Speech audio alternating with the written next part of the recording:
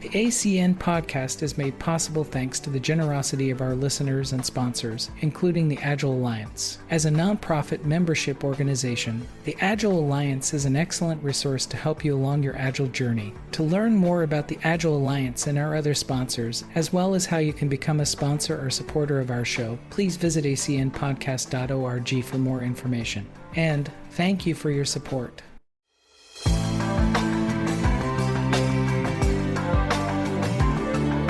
Good morning and good evening, everyone. Welcome to the Agile Community Network. This is episode 106. Today, we're going to talk about dealing with Agile Burnout. So just as a reminder, we are community supported. Please, if you have a chance, go up to acnpodcast.org and look at our sponsors, reach out to them, become members, whatever it takes to thank them for their contributions that make this show possible. And also the individual contributors that go up to New Agility and give us donations.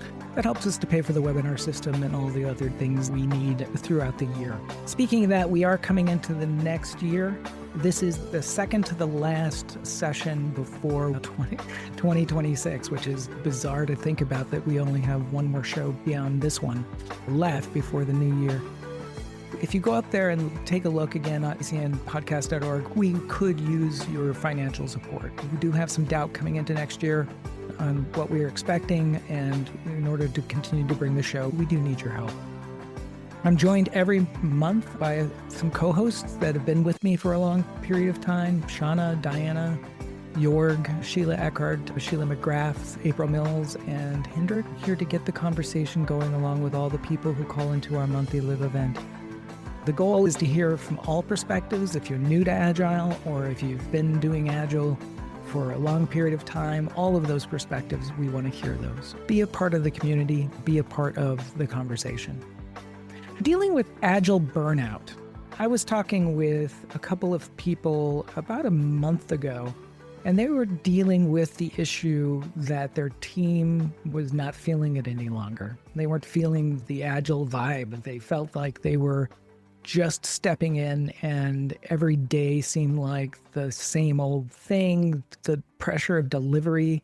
They were dealing with some breakdown in the system with poorly formatted backlogs. The priority of things were changing so rapidly, which, by the way, priority changing is a part of the nature of Agile. One of the reasons why we have iterative development is that we sometimes need to change because the customers decide that this might not be the right path. If you amp that up where it doesn't seem like there's a rhyme or reason for that change grounded in customer need, and it just seems like you're developing things that nobody seems to want, that really starts to drag down team morale. Also, sometimes the ceremonies that we do, for example, retrospectives, when you do retrospectives and put in a whole bunch of things that need to be fixed and none of that stuff gets fixed, that also leads to burnout. So you find that even though that you're going through, you're not really leading the change in the organization at all. It just feels stagnant. The lack of stability can lead to the burnout of our developers. And there's a lot of different ways that this can be fixed. This is where I want to hear your guys' perspective. But from my view, I think that there's always needs to be somewhat of a refresh on Agile's core purpose. Why are we doing Agile within the organization? What are those values and principles that we want to embrace, and how do we accomplish those with the types of ceremonies and tools that we have? Needless to say that over time, we overcomplicate things. It's human nature, I think, sometimes when we start putting in processes, but we don't take them out when we don't need them anymore. Also, the sustainable pace. I remember a sprint review one time when we were doing Scrum, and we were at like sprint 70 or something. And there's a point where teams over time will lose stability. The sustainable pace falls off. There's real work to get the team back into hitting the pace again. I'm curious, how do you create that sustainable pace within your organization? And then just reconnecting with the purpose itself. Why are we developing this product? Where are those customers, and what are the customers giving us feedback on? Nothing recharges a team better than hearing great things from the customers. And even sometimes hearing not such good things. It's a way of stepping up and saying, okay, here's the things that we need to go work on. So the questions for today, are you seeing Agile burnout? Have you seen it within your organizations or organizations that you go in and help coach? What are the signs that you look at when you say, okay, this team seems like it needs some help because they are hitting that burnout situation? What steps would you take to fix it? What are the types of methods or things that you would do as a coach, manager? I'm curious to hear what you would do. So to kick us off, Diana, do you want to take a stab at this? Yes, of course. And you brought up retrospectives as a major contributor to burnout. I do think that frustration of holding a meeting, having some conversations about all the things that are wrong, and then either not identifying anything to fix or identifying something to improve and then seeing no follow through on it, or having no plan for follow through on it, or maybe it's outside of your control, is frustrating for the whole team. I've seen retrospectives that end up just being a list of here's the things we learned and here's the things we'd like to change or that we think we should do differently. Nothing further than that. You end up with 2 lists, and that seems like a big waste of time to the team and to me. Then there are the ones where they actually pick something to move forward on, but there's no plan for moving it forward. No team member steps forward to say, I'd really like to own this for us for this next sprint and see if we can't make some improvement on it. There's a lot of ways in which that gets stalled or stuck and is frustrating and feels like a waste of time. Anytime we feel like we're doing something that's wasting time, that's the path to burnout. That really does move us in the wrong direction, really. One thing I want to mention is that Esther Derby and David Horowitz and I have written a second edition to the Agile Retrospectives book. Please look for that because this is one of the issues we have addressed that wasn't addressed on the first edition. And I'm going to also drop a link in the chat to an activity called Circles and Soup. It's in the second edition of the book, and you can find it in other places on the web as well. This activity helps the team identify the source of their difficulties and where those might come from. Are they in the team's control? Are they things the team doesn't control but might be able to influence? And are they things that are completely outside of what the team can move on their own? Give suggestions about improvements you can do wherever you start on that. And the recommendation is always start with things that are in the team's control and that they feel enthusiasm for fixing. So that's one part of it. But I think the retrospective also is a great place to bring up other signs of burnout that you're seeing in your team. Here are some other things that we are feeling frustrated about. Here are some other things that seem to be holding us back. All those things that make us feel like we're trying to move forward and being blocked. So making sure that you're identifying impediments when they come up and so on. But I see Agile burnout on teams all the time. Another big source of it is when it's a Scrum team and there is a Scrum Master, and that Scrum Master is also supposed to act as the product owner. They've got a double assignment, or vice versa. They're the product owner and they're also supposed to act as Scrum Master. And what happens is that those 2 roles have competing goals.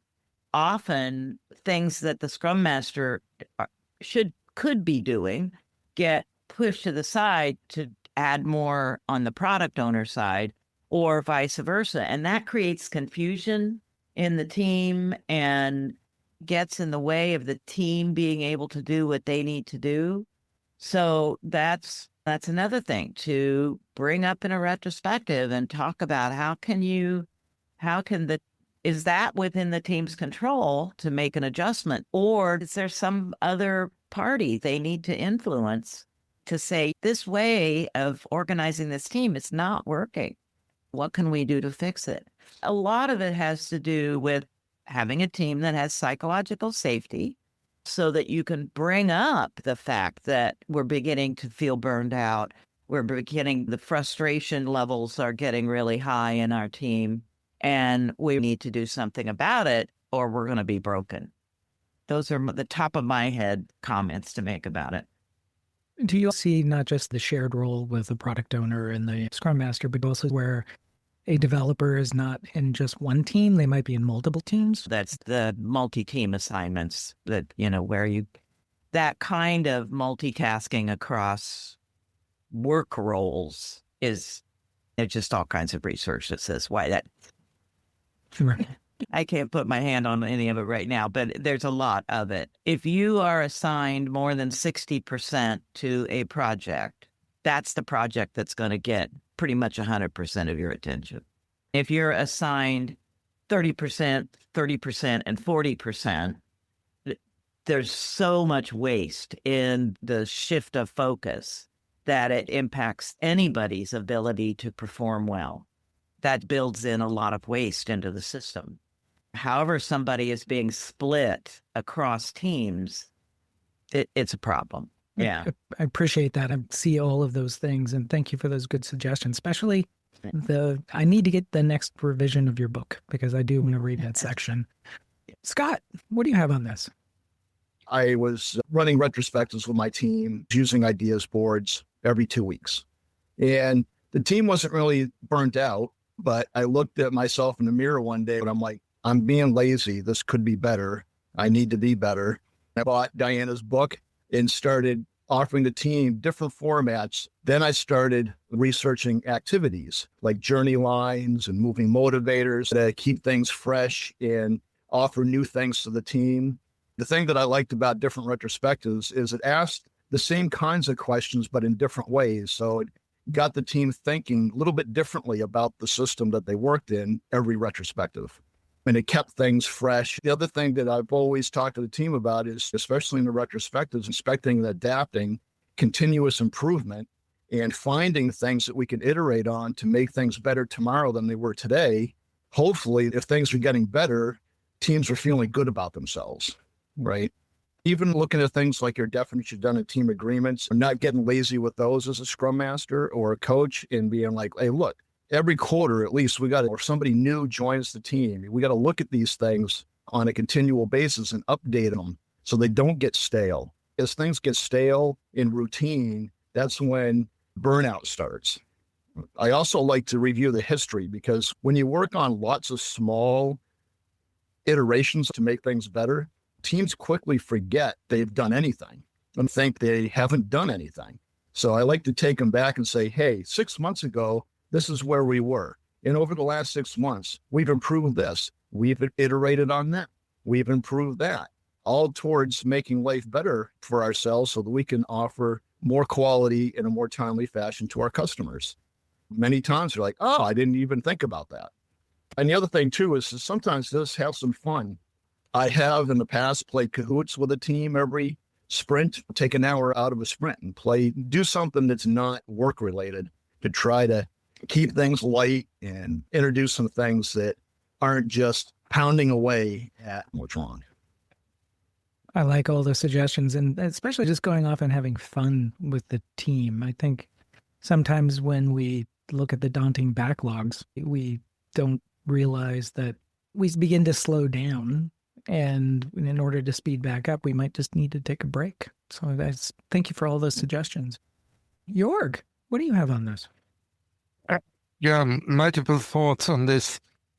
Sometimes it's, as was mentioned already by Scott, it's a bit of, if you're doing the same thing over and over again, people feel that the energy put into them as support or anything is missing. Grab the opportunities to do something different, especially now with Christmas time. Instead of looking back and improving, look forward and ask what's the best improvement we need to scale that mountain that's ahead of us.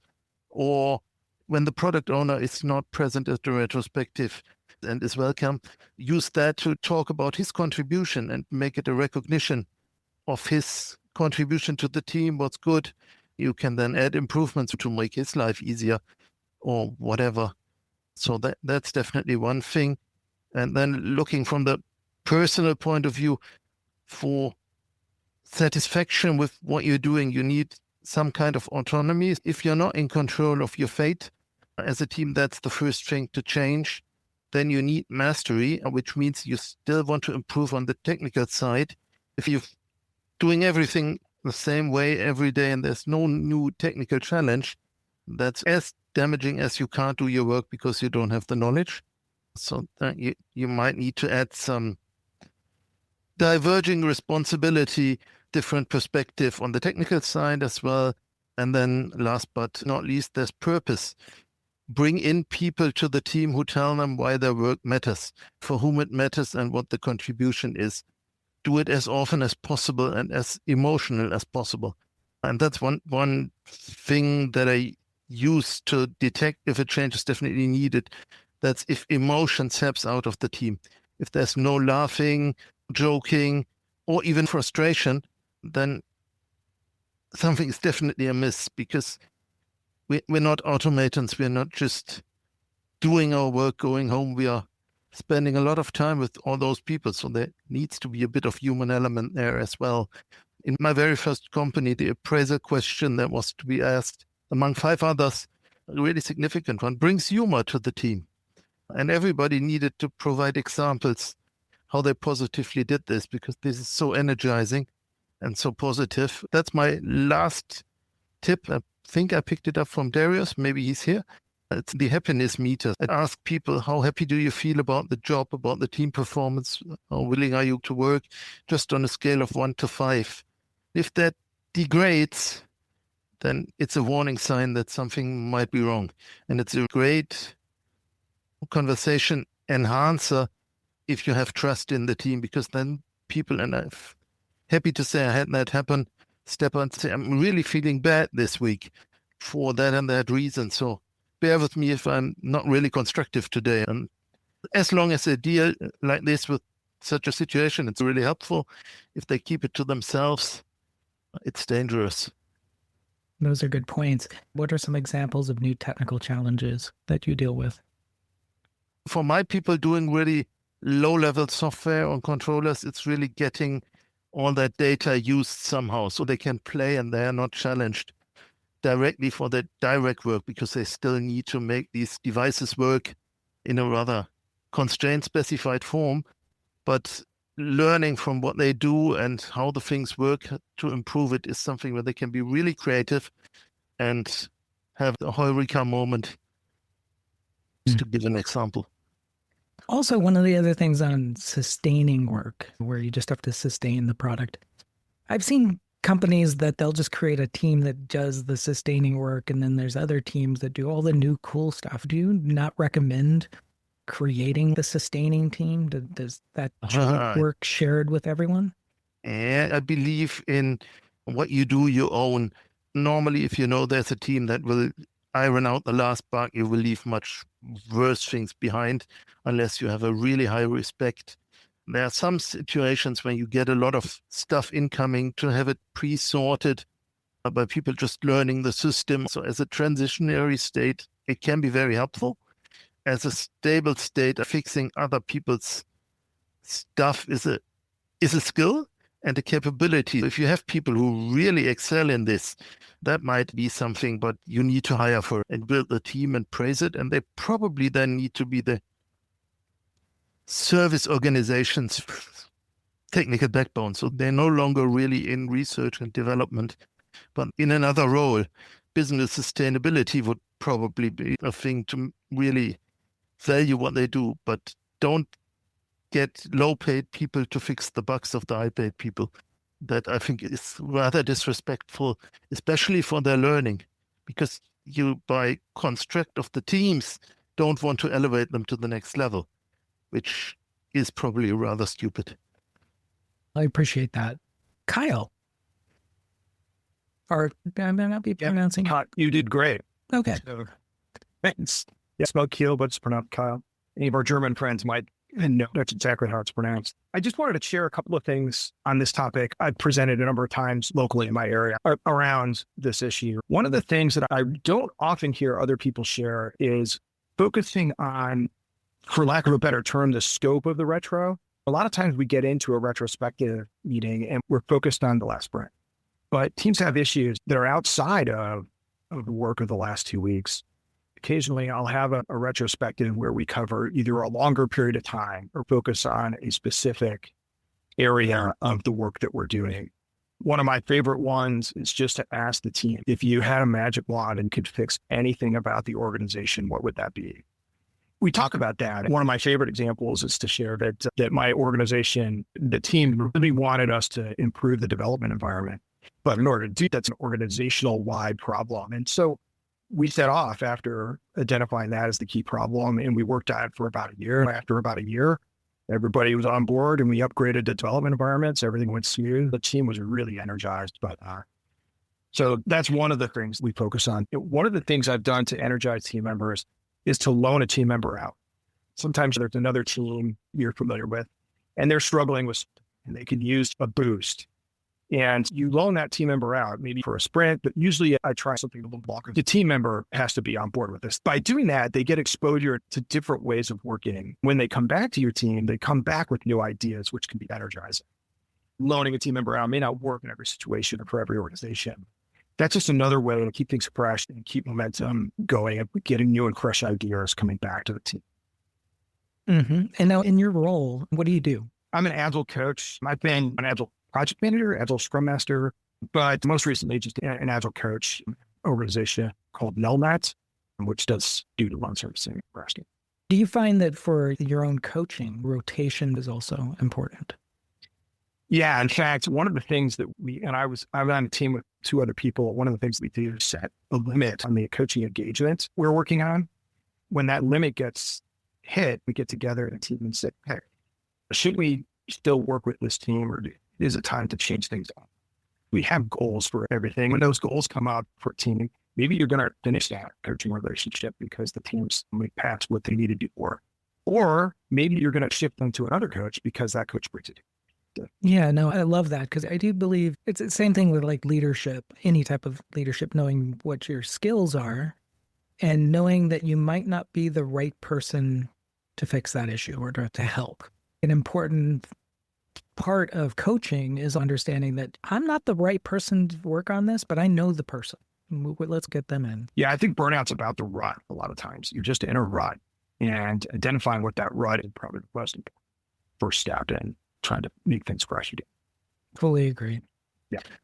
Sheila, what do you have on this? I think most of the teams I've worked with have been working with other teams that were not Agile at all. So some of it is the challenge of finding a way that doesn't interfere with the team's goals. A lot of times it's teaching them how to interact with these teams themselves rather than having to escalate everything to management. Understanding what the other team's priorities are requires some conversations within the team and with management to figure out how to work more effectively. Another thing that I keep running across is it used to be that you'd have a scarce resource in somebody who knew old mainframe systems that you had to interface with. But now there's so many new tools out there that you wind up with someone or 2 people who have the expertise in a newer tool, and they get spread across every project there is. And there isn't really any way to avoid that until you get other people up to speed. One of the tricks is to get management to allow time for knowledge sharing that's not specifically project related. That can be very motivational. Another thing that keeps happening every place I've been is meeting burnout.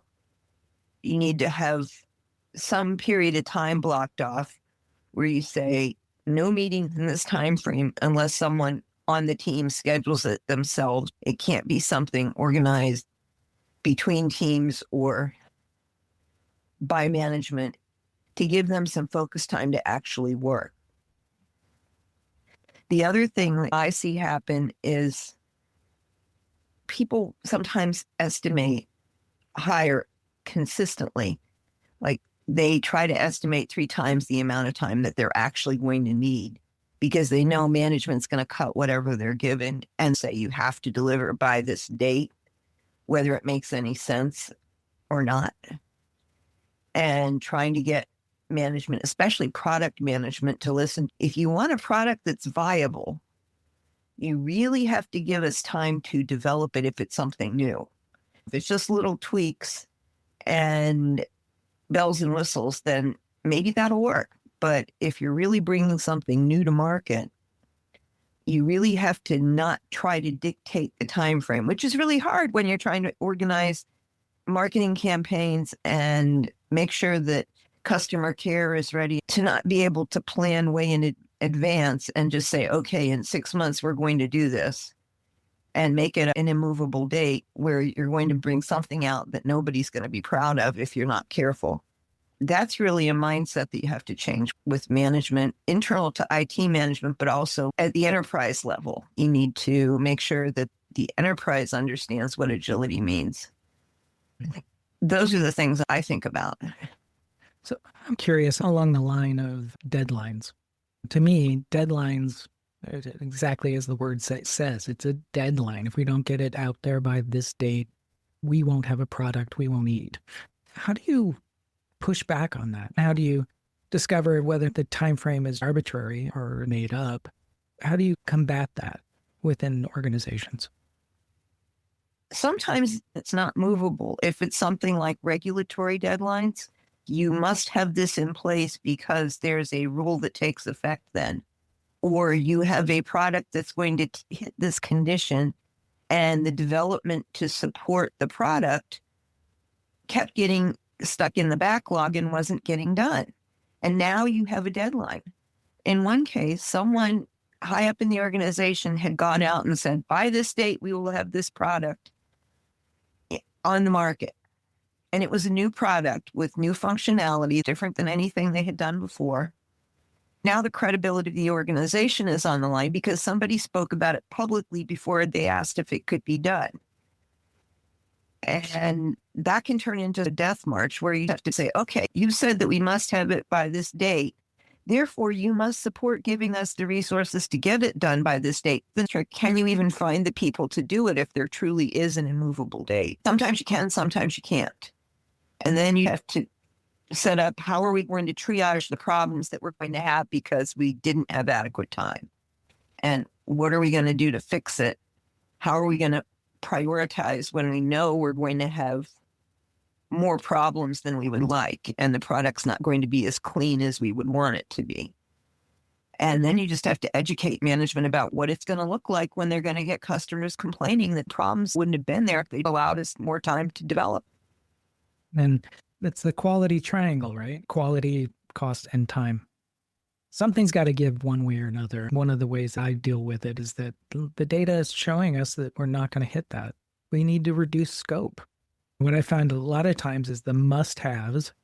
A lot of these things are not must-haves. They were just, someone had a whim that they thought that was going to look good on a sheet or because the competitor had it, but no one uses it. So that's always a challenge.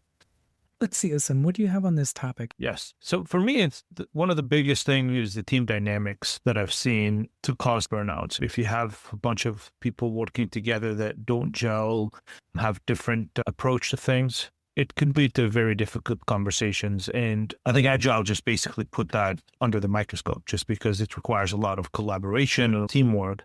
It turns what could be minor issues into a bigger problem if people have to interact every day and don't get along. To me, one of the examples, for example, the sustaining engineering that was brought up earlier, I've was VP of engineering for a while. Agile guy from the VP level, from the engineering side, trying to build the sustaining engineering team. I had to basically ask a question, who wants to be on that team? Sometimes it worked out well. Sometimes you have people that want to run it the same way it runs for new features using the same processes. That causes issues with the team members. I think this is one of the big ones I had to keep an eye on, evaluate the teams, see how well they're doing as a unit and how they could improve, helping them either to improve or change if needed. What's your role in your company? I'm a co-founder for a small startup, 2 people, but I ran the engineering for 10 years before that. Okay. I'm curious. I've seen a downturn in investments of training people. Post-COVID, a lot of companies are saying, if you're going to go learn that, go learn it yourself. We're not going to make that investment. Do you think that's a bad choice by companies not to make those investments? I just came from a VP of engineering group where they were talking about AI and how they approach their teams, about encouraging their teams to use it. I asked, do you guys train them on how to use AI? How does it help a junior engineer to a senior engineer? They all looked at me like, not really. I'm finding that to be less and less. And I don't know if AI is causing some of these issues, but for some reason, there's not a lot of investment in that area, money-wise or effort-wise, by leaders. Yeah, I think it's a dangerous, if you get to go to an external class someplace, that's one way of combating burnout because you're learning a new skill. The AI stuff, I think you're right. You hear it on YouTube all the time. They call the AI slop of people just producing something, have the AI just do it. I know some people in DevOps organizations who are doing nothing more than having to go fix AI code because that's all the junior developer checked in. They just got the result from the AI system. They didn't do any refactoring themselves. They don't even understand the code. And yeah, I think that's a huge challenge. So tell us just a little bit, a plug for your business. What's your founder? Congratulations. What are you going to do?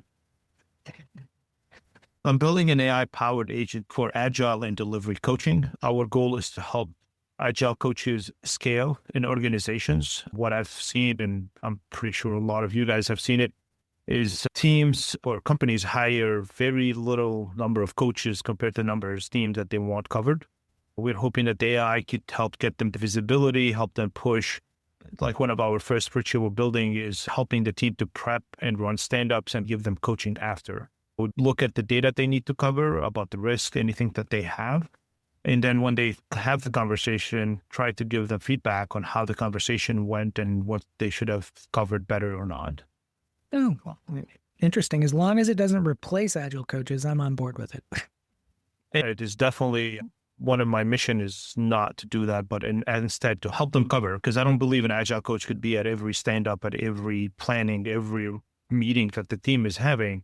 And they could actually coach us to coach them, and they could be part of the conversation. Thank you for that. April, congratulations on your keynote. Thank you. It was a great time at the Software Quality Conference in Portland last week. What do you have on this subject? I've been focusing a lot lately on the environment the teams are in and the things that the teams are running into outside of the development processes. One of the things that often wears out teams, it's the lack of the tools or resources or information they have.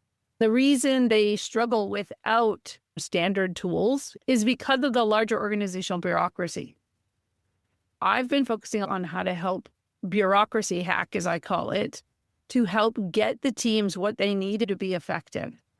I think one of the cruelest things I've seen over the decade I've been in this agile space is the mounting expectations on teams and the decline in training, the decline in training investment, the decline in infrastructure investment with those mounting expectations. I'm trying to focus a lot on how to help burnout by how to help teams understand how they can hack the bureaucracy to get the training, the infrastructure they need, how to help leaders understand that just asking the teams to go faster or hoping that AI will somehow fix the things they've been avoiding all these years is not the path to sustainable, high quality products and services. Give me some examples of the unhealthiness of the bureaucracies that need to be hacked. I think there's a great example of many teams in an infrastructure which is not modern. Let's say the contrast point is what developers at Amazon can do in terms of A/B testing or checking in their code. You'll find teams contrasted against, say, an Amazon delivery schedule, but they're operating without that infrastructure. when they bring that up, the conversation is usually, we have to wait till the next budget cycle, or we have to wait until the next CIO onboards, or we have to give it another quarter. Teams are often left to go back to their work and wait. Bureaucracy hacking might be to say, okay, at the pace we're currently going, we will catch up to the current state of the industry in 50 years. Are we comfortable with that? If not, what can we do to carve out an investment here out of budget cycle, or an allowance for this team to either use a new tool that actually works versus getting it bedded for the enterprise, or other small carve-outs that might turn into larger system-wide changes, but small investments or small carve-outs so the teams can win versus being set up to lose slowly, which leads to burnout. Bureaucracies fight back, right? If you push them, they push you back. I'm curious what the main inroad would be for doing some of that work. Beyond budgeting has been in existence for decades, but it doesn't get into the system, at least U.S. businesses. Yes, rather than pushing against the bureaucracy, because you will lose, what I like to do is make stone soup. You bring what you've got to the table and ask a person in that bureaucracy, hey, I'm looking for a small partnership with you. If I bring my team willing to try new things, can you bring a leftover portion of your development budget to give us some training? I'm not asking for a whole new program to level up all developers, but what could I do to partner with you so we could get maybe these 5 into this class or get access to this content? Or can we be the test team for this new tool within the enterprise? So you go looking to partner and parlay versus attack and defeat. Okay. So you're not triggering the antibody response. You're coming in with the partnership model, which I think is very successful. And that's what we've seen with most successful Agile implementations that did sustain. People saying, I'm choosing to be Agile. How can I carve out a space for agility, even in a rigid bureaucracy? And then how can I parlay that bit of space for more and more so that I can deliver at the pace I want to in a way which makes me proud and energetic? Jeffrey, what do you have on this?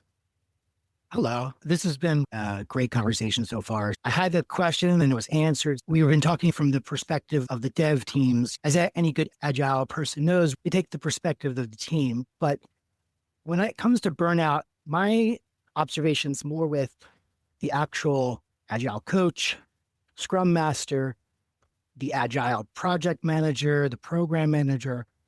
And it's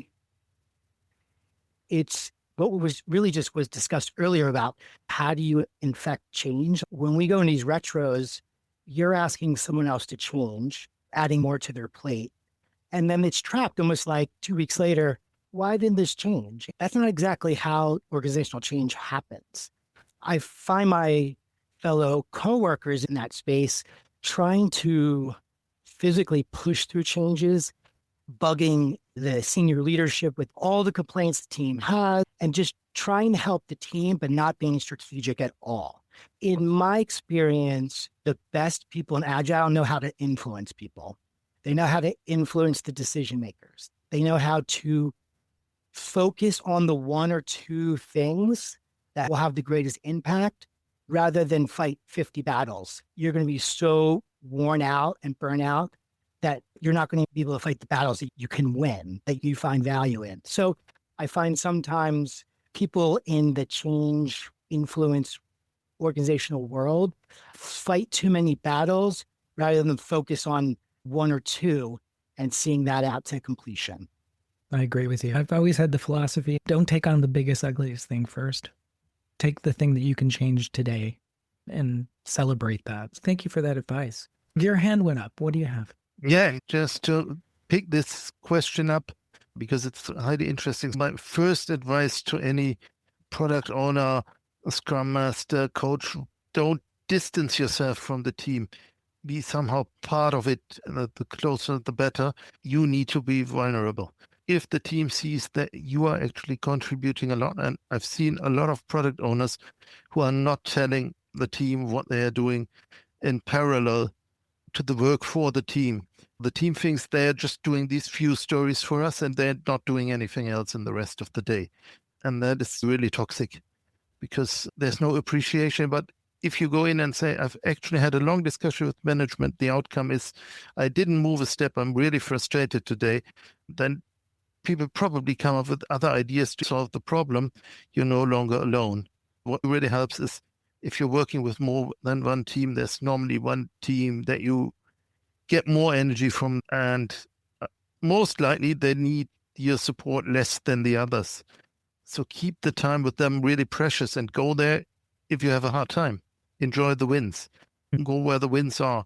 That really gives you energy to a huge proportion. And the best thing is just be as human as you can. It invites a lot of help. I like that. But real quick, we have a few minutes left. Karen posted, what's your own elevator pitch to IT management in order to be successful with business agility? Any of the panelists want to take a stab at that? I'll start. I think so often in bureaucracies, and corporate IT tends towards bureaucracy, that the prioritization of what matters most gets confused. Managing to their budget, complying with some internal decision about something gets often in the way of delivering greater value to the customer at the lowest possible production cost.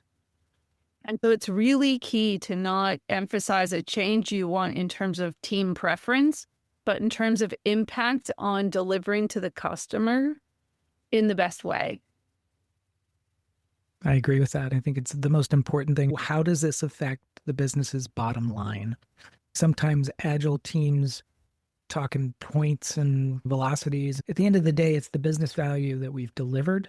Changing the focus of the organization to be more value delivery focused versus a date hitting focus is one of the biggest key factors to it. And the other thing is experimentation. Sometimes we want to try this, and these are the parameters we are looking at. If it's successful, then we are going to scale it. That also helps management sometimes understand that it's not going to be something that we're going to pull up all the floorboards and not get something delivered. We are at the top of the hour, and I'm getting sad now because we have one more recording session left for the year. That's going to be on Friday, November 28th.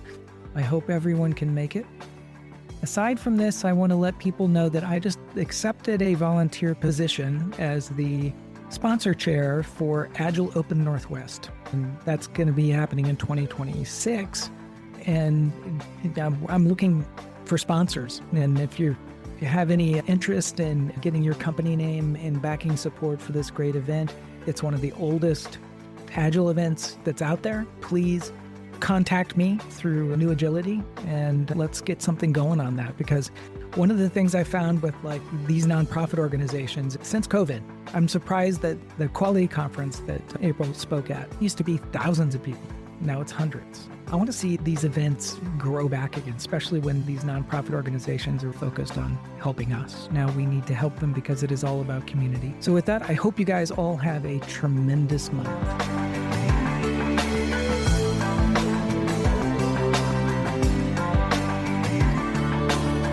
The ACN podcast is for educational and informative use only. If you'd like to know more about the ACN community, please come up to acnpodcast.org and support our show.